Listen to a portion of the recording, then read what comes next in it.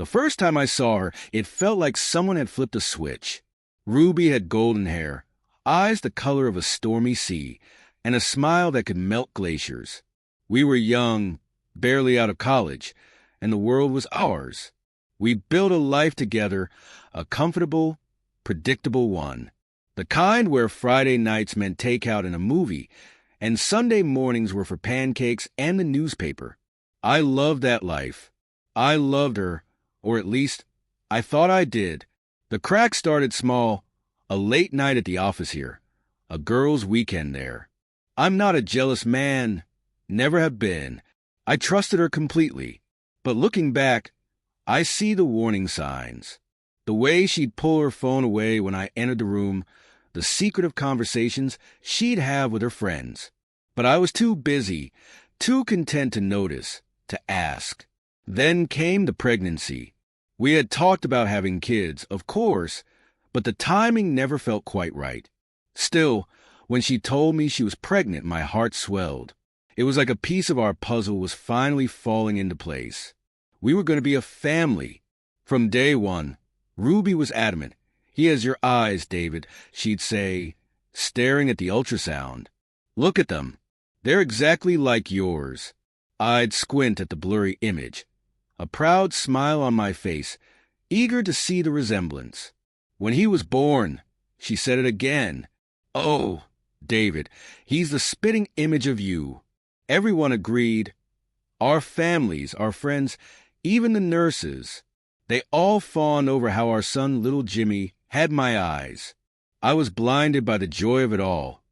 The love, the new responsibility, the sheer miracle of life. I'd stare at him for hours, memorizing every detail, searching for those familiar eyes. But a nagging feeling started creeping into my mind. It was a whisper at first, a tiny seed of doubt planted in the back of my head. It had to do with the fact that as I spent more time with little Jimmy, those familiar eyes didn't seem so familiar after all. They weren't my exact shade of hazel. They had a different quality to them, a darker, more intense hue.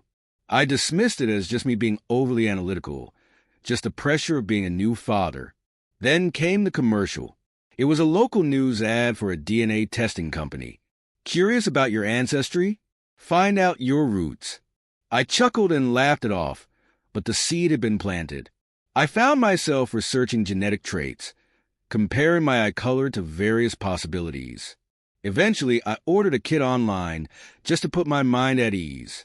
I told myself I almost forgot about it. Life with a new baby was so all-consuming that the kit sat on a shelf, gathering dust. Until one day, I decided to go through with it. It was a simple process, just a cheek swab. I sent it off and tried to forget about it, but I couldn't. The whisper had grown into a constant hum in the back of my mind. The email came on a Tuesday morning while I was at work, knee-deep in a project proposal. My phone buzzed. "Your DNA results are ready."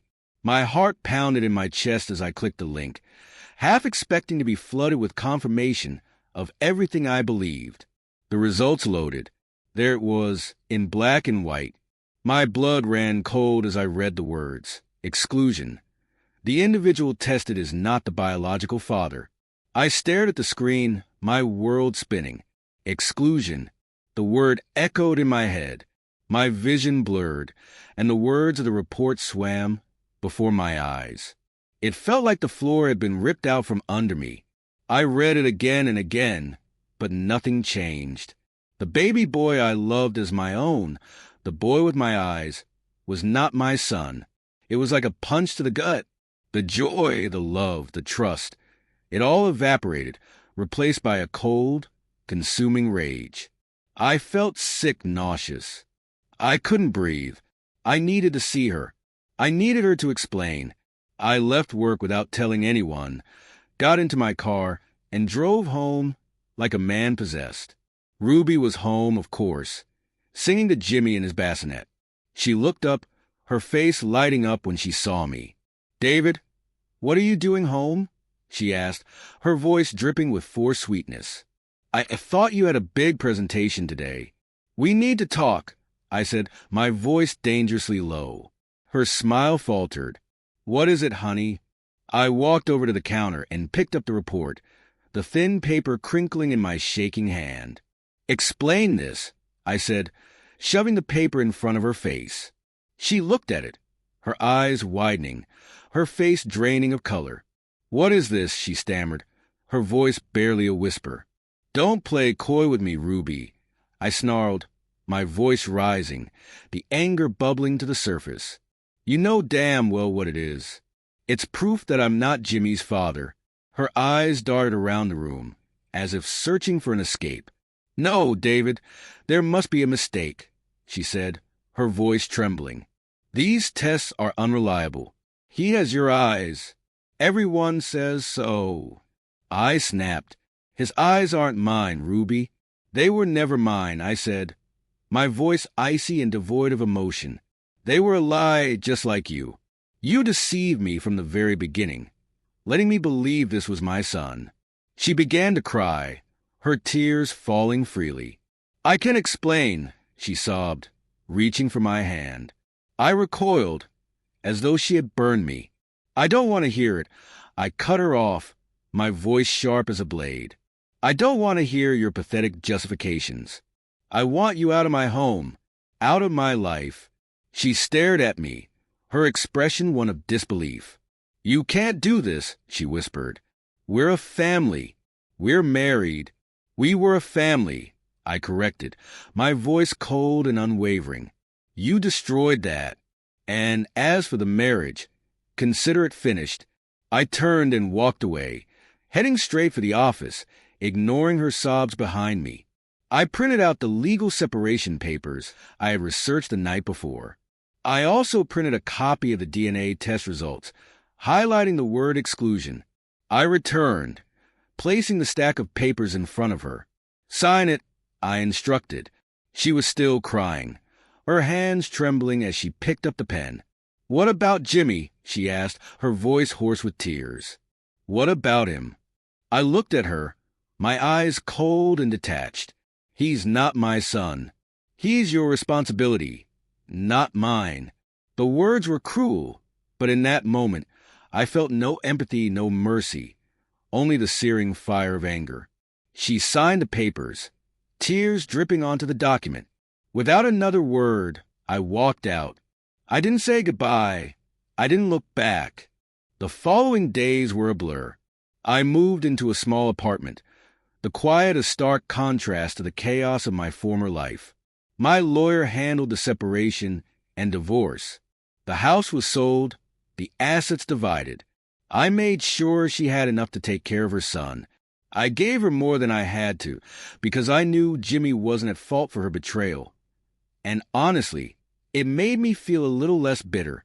I didn't want her to fail, but I didn't want her to succeed either. I never reached out to her. I didn't want to see her face or hear her voice ever again. I burned every photo of us, every memento of our life together. I was like a man waking up from a long nightmare, finally seeing the world for what it truly was. I saw the truth behind her smile, behind her eyes, the tangled web of lies she had woven. Months passed, and I threw myself into my work. On weekends, I hiked, sought peace in the solitude of nature, and slowly began rebuilding my life. It wasn't easy. The pain lingered, a dull ache in my chest, but it was starting to fade. Then one day, I received a package in the mail. It was a small, beautifully wrapped box. I opened it out of curiosity and found a framed photo inside. It was a recent picture of Jimmy, standing in a park, holding hands with the man who was his real father. I didn't recognize him. The photo came with a handwritten letter from Ruby. I know you hate me, she wrote, and I deserve it, but I wanted you to see him. He's happy. He deserves to be happy. I hope he can find peace too. I stared at the photo. Jimmy had grown. He looked like a typical, joyful little boy. His eyes, no longer mine, were still full of life and innocence. For the first time since the revelation, I didn't feel rage. Instead, I felt a deep, aching sorrow. I had loved that little boy, and now I had lost him, all because of her lies. On the back of the photo Ruby had written a single sentence. His name is Thomas. I stared at those words for a long time. That one sentence was a final nail in the coffin of everything I had believed in. What I had with her was never real. I should never have trusted her. She didn't deserve my love, my sympathy, or anything from me. I did what I should have done long ago. I took the photo and the letter and placed them in the fireplace. Without hesitation, I lit a match. As the flames consumed everything, a strange sense of peace washed over me. I wasn't fully healed. I knew that would take time. But in that moment, I knew my chapter with her had ended, and I could finally begin a new one, unburdened by the lies and deceit of the past. She got what she deserved, and so did I. I deserved to be free. I watched the flames until the last trace of ash turned to dust, then walked out of the apartment, ready to live my life. It was a small victory, but it was mine, and in that moment, I knew I would be all right.